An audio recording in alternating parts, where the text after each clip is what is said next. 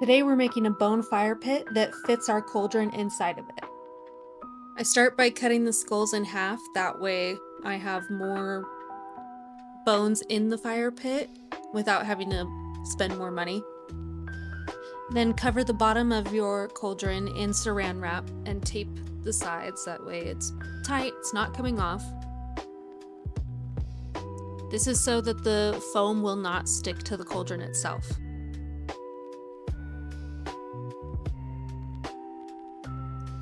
Then realize that your can is empty from the last project and run to the hardware store before you can continue. Find the cheapest spray foam you can find. It doesn't have to be anything fancy. They are pretty cheap at Walmart.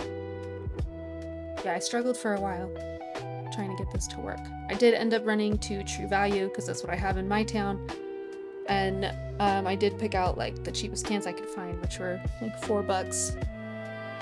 Back from the hardware store, and now we get to keep going. Super simple, get a nice layer going.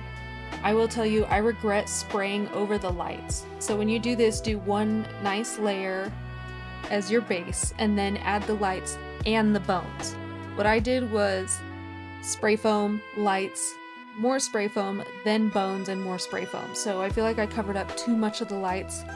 If I were you, I would add the lights and the skulls into that base layer and then do a little bit of spray foam around the bones and all that to make it look like it's in the fire.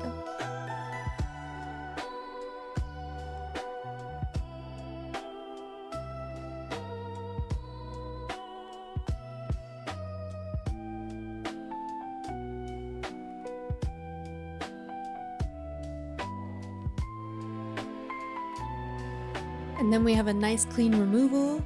So satisfying. That saran wrap just came right off and nothing stuck to the cauldron. Now we get to paint.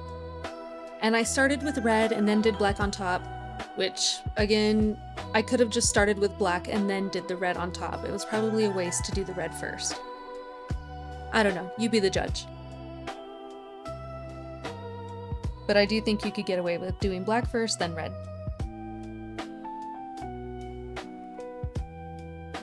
Also paint the faces and the bones a little bit to look like they're kind of charred.